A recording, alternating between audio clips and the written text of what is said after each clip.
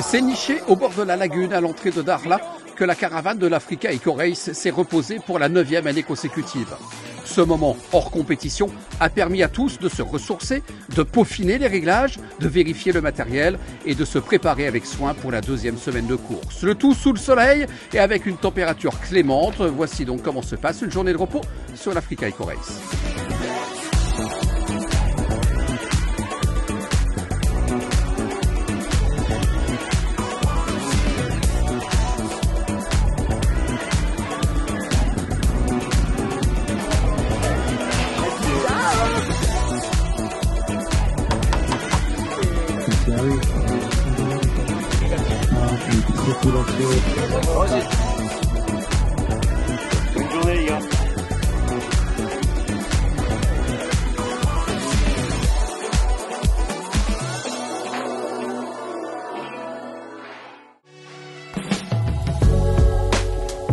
Voilà donc une semaine que les concurrents ont quitté Monaco, le temple des sports mécaniques, pour cette 16e édition de l'Africa Race. De retour sur la course après une absence l'an dernier en raison d'ennuis de santé, Jean-Louis Schlesser est tout heureux de pouvoir à nouveau survoler le rallye et a évidemment apprécié le duel chez les motards.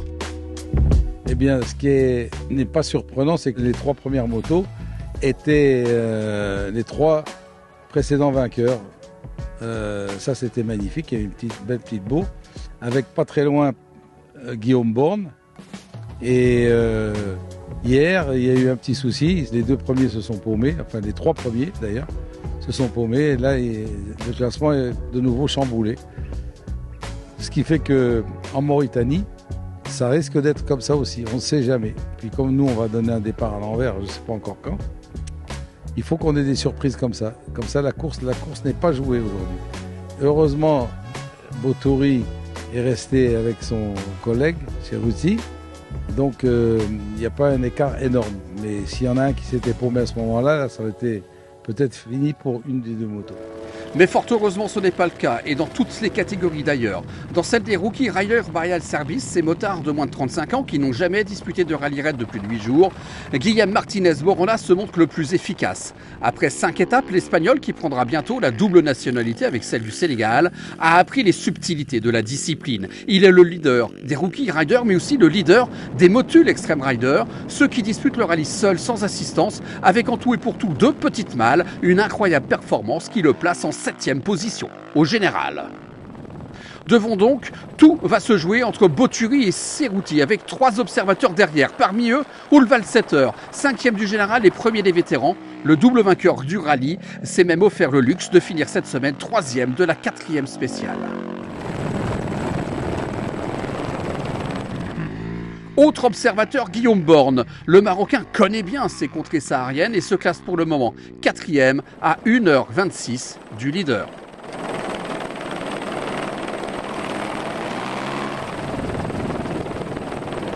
Mais seulement à 4 minutes pour le moment de cet homme, Francesco Montanari est 3e.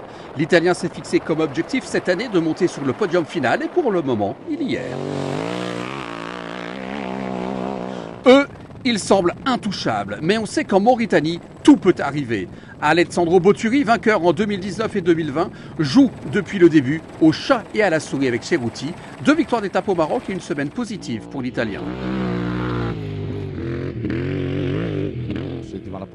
C'est très positif pour moi.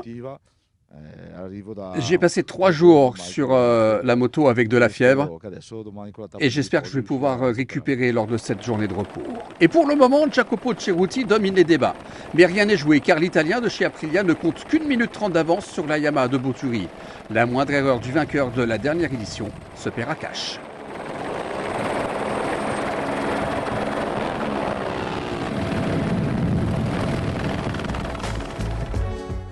On récapitule donc le classement général de cette catégorie des motos avec 3 Italiens. Vous le voyez aux 3 premières places. Le Belge Nicolas Charlier est lui 6e derrière Ulvalsetter et Guillaume Borne.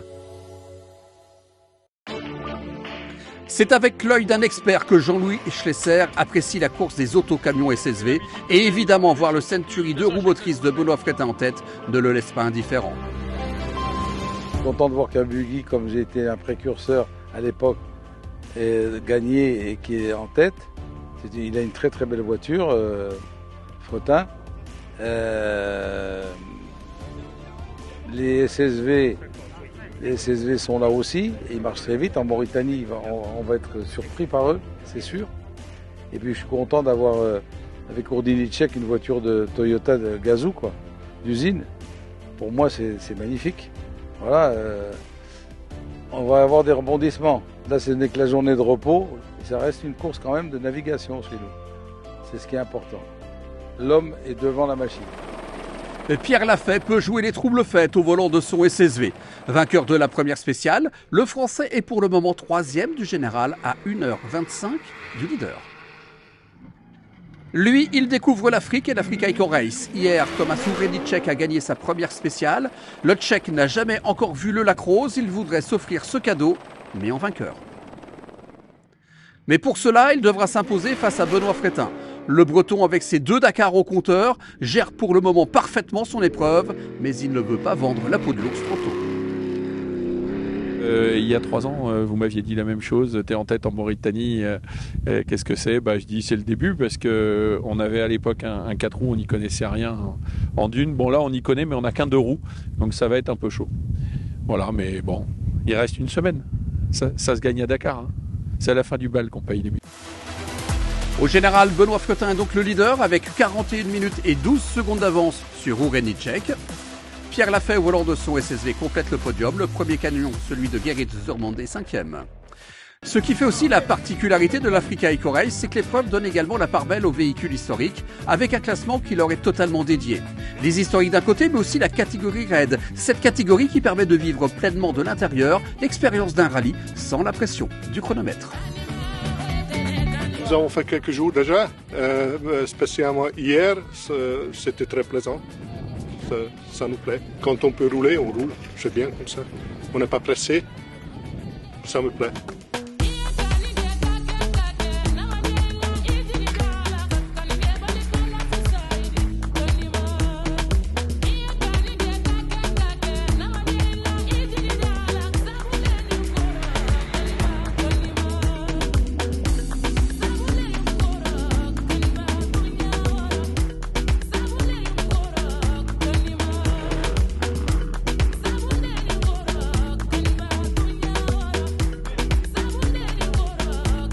En fait, on a un bruit depuis ce matin, une espèce de vibration qui est arrivée au bout de 80 km.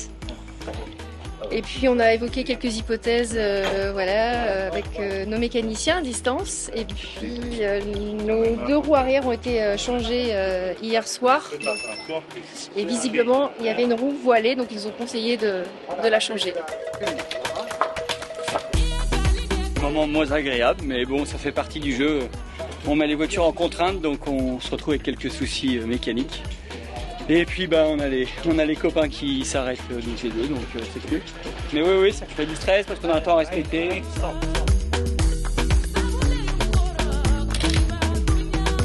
C'est vrai qu'il y a beaucoup de solidarité. Je n'attendais pas autant, donc voilà. Non, c'est chouette de voir. On verra le résultat, mais en tout cas, c'est sympa de. Merci beaucoup. Pourquoi tu n'achètes pas une voiture comme la mienne? Tu n'as pas tous amusés. Ça va plus vite. Ah oui, en plus.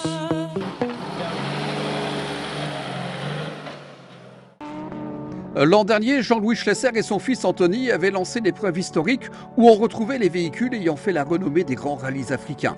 Désormais, l'historique roule sur les routes de l'histoire et après une semaine de course, les organisateurs sont satisfaits de l'évolution de leur épreuve.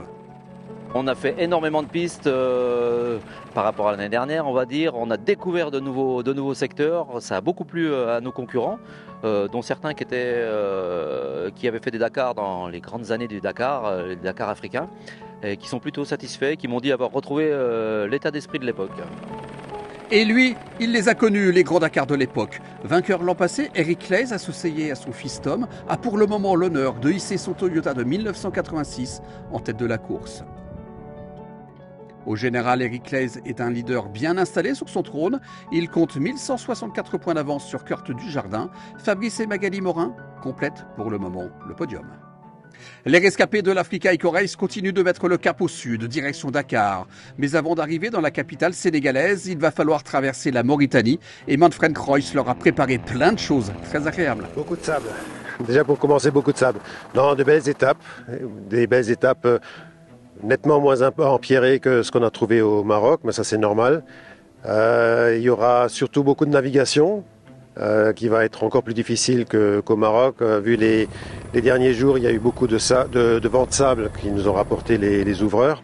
Et donc les pistes sont un peu effacées, donc beaucoup de navigation, beaucoup de sable et des dunes très molles qui vont les attendre et puis qui vont renforcer un peu la difficulté de cette étape, et puis enfin de ces étapes qui vont suivre.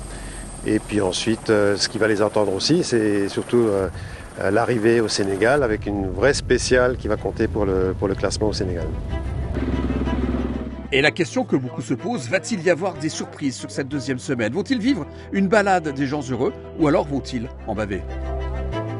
Ah ben ça, c'est les concurrents qui vont nous le dire.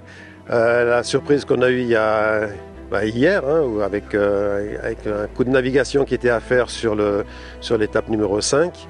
Est-ce qu'il y aura des rebondissements aussi sur la Mauritanie? Je pense que oui, parce que je crois qu'ils sous-estiment un peu la difficulté des dunes de la Mauritanie.